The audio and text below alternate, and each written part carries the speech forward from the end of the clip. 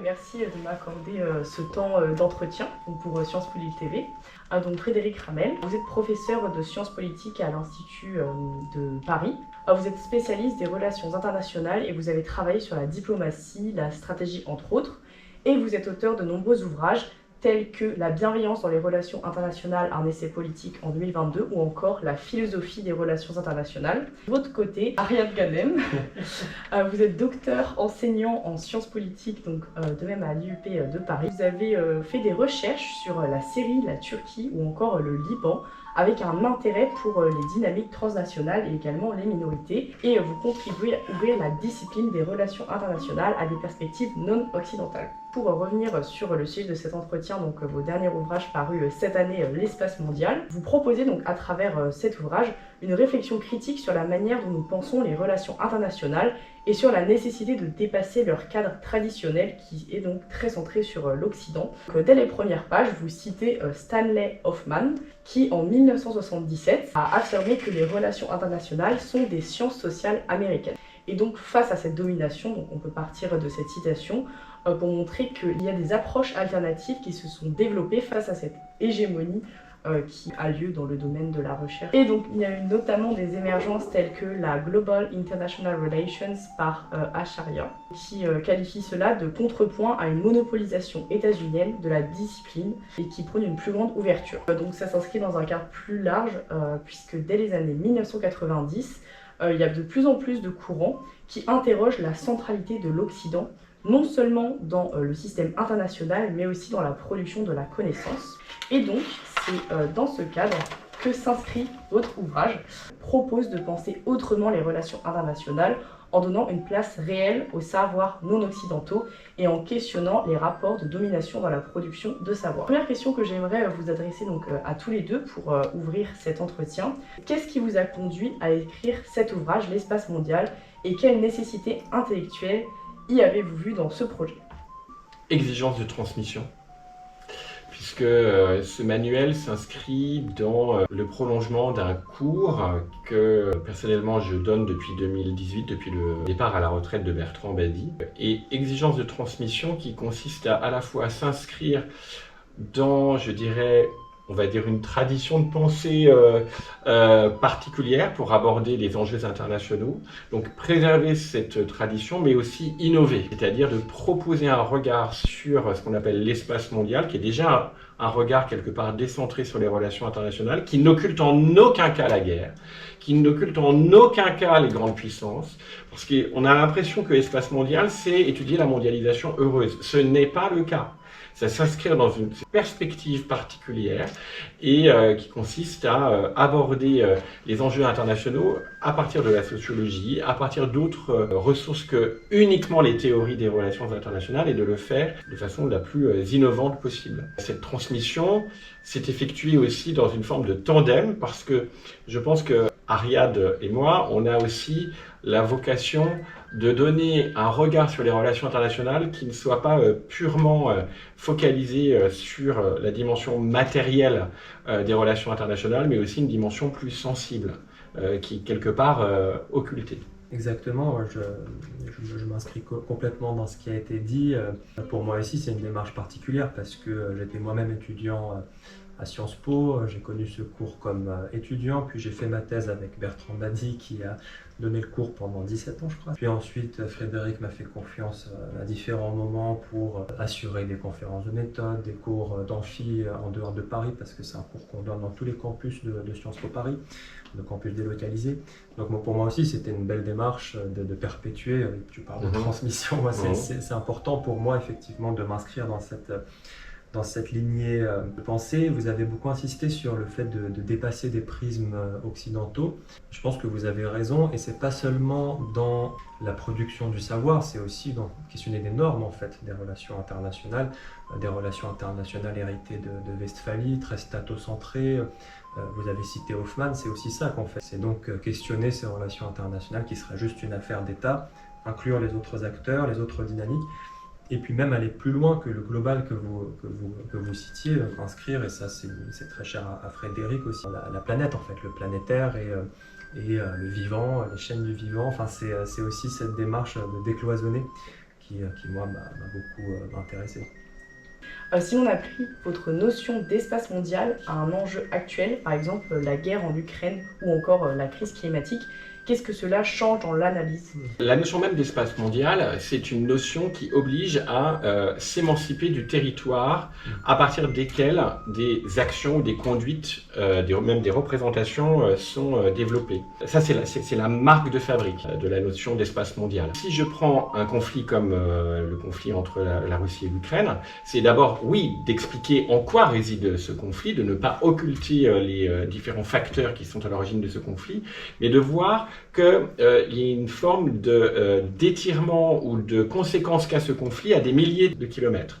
Par exemple, la différence d'interprétation qu'on a dans les pays du Sud et en Europe. Donc on a une guerre, mais qui n'est pas une guerre mondiale, qui est une guerre mondialisée, mais dont les interprétations sont différentes et qui expliquent des votes distincts au sein de l'Assemblée générale des Nations Unies entre les pays africains et les pays européens, par exemple. Donc de voir qu'un événement qui se situe dans un territoire donné peut avoir des conséquences dans d'autres territoires et que tout cela s'émancipe de son territoire. Lorsque, par exemple, on utilise un drapeau russe en pleine reconnaissance de la fête d'indépendance de l'Éthiopie, par exemple, qu'est-ce que ça veut dire qu'on a ce drapeau russe ? Il ne peut pas être décodé sans prendre en considération l'espace mondial. Et c'est pas simplement de la géopolitique. La géopolitique va se focaliser exclusivement sur des rapports de pouvoir et de domination à partir d'une ligne étatique ou d'acteurs étatiques. Il faut prendre en considération cela, mais on ne peut pas se limiter à cela. Si je reprends votre exemple de la guerre en Ukraine, il n'y a pas que des États qui sont aussi impliqués dans cette guerre. Il y a un certain monsieur Elon Musk avec son dispositif de Starlink qui est devenu un acteur stratégique. Je prends le cas de la guerre en Ukraine, mais je pourrais prendre aussi la question de Gaza, où là aussi il y a des acteurs ou même des interprétations du conflit qui sont très différenciées, et cela crée de la nouvelle polarisation au sein de l'espace mondial. Oui, tout à fait. Ça, c'est une façon d'aborder le conflit, comme tu dis, dans cette approche d'espace mondial. Et une autre façon, c'est par exemple de regarder ce que ce conflit génère en termes d'identité aussi, par exemple. Ça aussi, c'est une question sociologique qui est très importante. Comment est-ce que le conflit crée de l'identité? Comment est-ce que les narratifs sont mobilisés? Comment est-ce qu'il y a une hybridation? Comment est-ce qu'on parle aux populations dans des guerres comme ça? Comment est-ce que les populations, parfois qui sont très loin, s'impliquent ou non? Je pense que ça fait partie de cette approche, et de même pour la crise climatique, l'autre exemple que vous citiez. Je pense que l'espace mondial, l'approche de l'espace mondial, elle permet de dépasser en fait ce qu'on peut dire sur les blocages en termes de négociations internationales sur le climat, sur l'environnement. Si on regarde les choses qu'en termes de rapport de force, ou ce qu'on arrive et on n'arrive pas à faire, on manque beaucoup de choses. Et il y a ce dernier chapitre dans le livre où on essaie de réfléchir sur la sécurité à l'ère de l'Anthropocène. Donc qu'est-ce que ça change de la question de sécurité, des relations humaines, le rapport à l'autre? Enfin, voilà, on essaie d'emporter les choses dans des réflexions qui sont inscrites, encore une fois, non seulement, comme tu disais, dans les relations intersociales à travers les distances, mais aussi dans le planétaire. Ça, c'est l'approche espace mondial.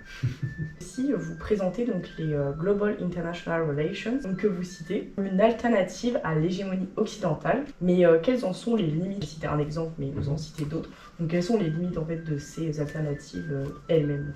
Alors, il y a différents aspects à prendre en considération. Tout d'abord, l'intérêt de ce type d'approche, c'est de décentrer et de prendre en considération que lorsque aujourd'hui on a des discours en politique étrangère d'un certain nombre de grandes puissances, y compris la Chine par exemple, on ne peut pas occulter la manière dont sont réinvesties des valeurs, des traditions, des héritages qui ne participent pas complètement de l'histoire européenne du point de vue des relations internationales. D'abord, ça permet de décoder de façon plus fine les postures des acteurs non occidentaux.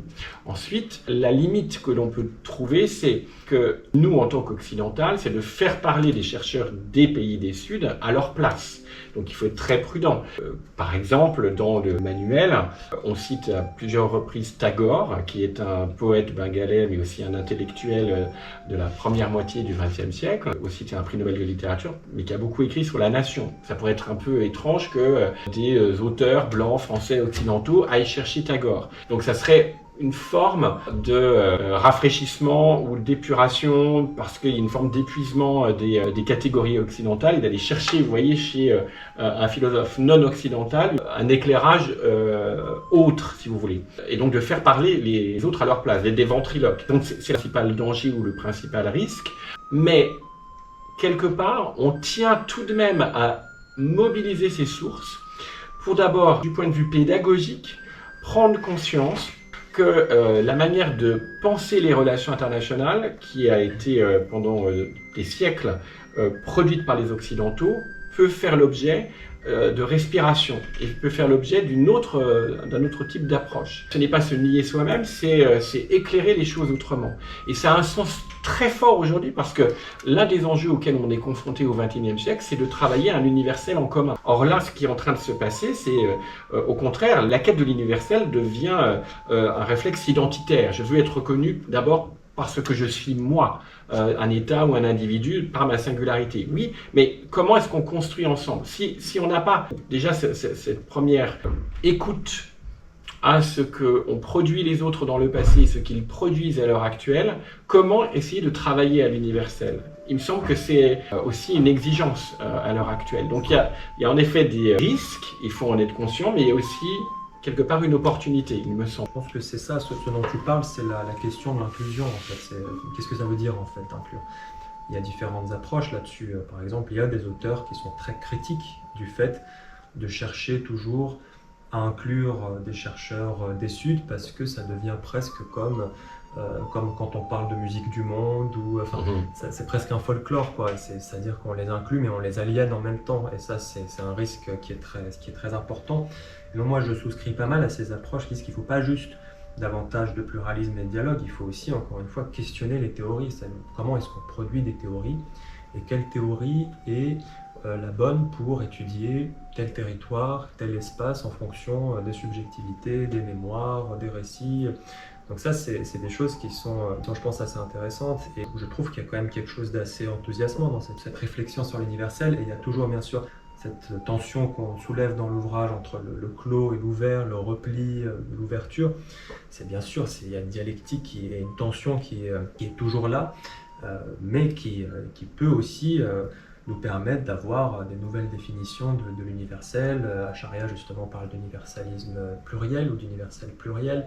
Il y a des cursus, il y en a un, je crois que c'est à l'université de Johannesburg, si je ne dis pas de bêtises, où justement ils ont imaginé toute une façon d'apprendre les sciences sociales et les relations internationales, où on apprend bien sûr les savoirs occidentaux, mais aussi d'autres savoirs, et puis on apprend à mettre tous ces savoirs en dialogue. Enfin, c'est des pistes de recherche et de réflexion pédagogique qui sont intéressantes. Juste pour compléter ce que dit Ariad, il a évoqué les musiques du monde. Il y a aussi une ambition dans le manuel, c'est avec les encadrés de prendre des illustrations issues du sensible, la musique du monde. Donc ça parle aux étudiantes et aux étudiants. Parce qu'on parle de musique, on parle de quelque chose aussi d'intime, mais de le prendre comme un matériau pour penser l'espace mondial. Et ça nous tenait beaucoup à cœur, parce qu'on est tous les deux musiciens, de donner aussi cette épaisseur-là. Que oui, dans les relations internationales, il y a cette dimension des rapports de force et qu'il faut comprendre les dépenses militaires, il faut comprendre cette dimension-là, mais qu'on ne peut pas se limiter à celle-ci. Pour finir, vous insistez donc sur le fait qu'il n'y a pas de connaissance objective, puisque tout savoir est lié à son contexte politique. Et donc, quelles conséquences est-ce que cela a pour les chercheurs ou les étudiants occidentaux? Alors, je ne sais pas si on est allé dans cette direction, qu'il n'y a pas de savoir objectif. En tout cas, il y a des conditions de possibilité pour rendre un discours scientifique, et ça, on y tient. On tient tout de même à cette exigence-là. Ça fait partie aussi de la transmission. Par contre, exigence de réflexivité. D'être conscient, en effet, des portées et des limites d'un discours scientifique du point de vue des résultats qui doivent faire l'objet, en effet, de discussions qui sont falsifiables, etc. Donc ça, on tient à cela. L'idée qu'il n'y a pas de savoir objectivable ou objectivé, pas aller dans cette direction, on a juste essayé de montrer que les savoirs en relations internationales ne se restreignent pas à la géopolitique et ne se restreignent pas à la compréhension des rapports de force militaires entre les États. C'est là où on est au cœur, je dirais, d'un des fondements de la manière dont les relations internationales sont appréhendées. Ça ne veut pas dire que c'est pas pertinent. Nous, on dit uniquement la chose suivante, ce n'est pas suffisant pour comprendre l'espace mondial. Là, oui, il y a une critique qui est posée et auquel on tient. Oui, c'est ça. Mais vous avez raison de poser la question de la production du savoir. En fait, est-ce que c'est un savoir objectif?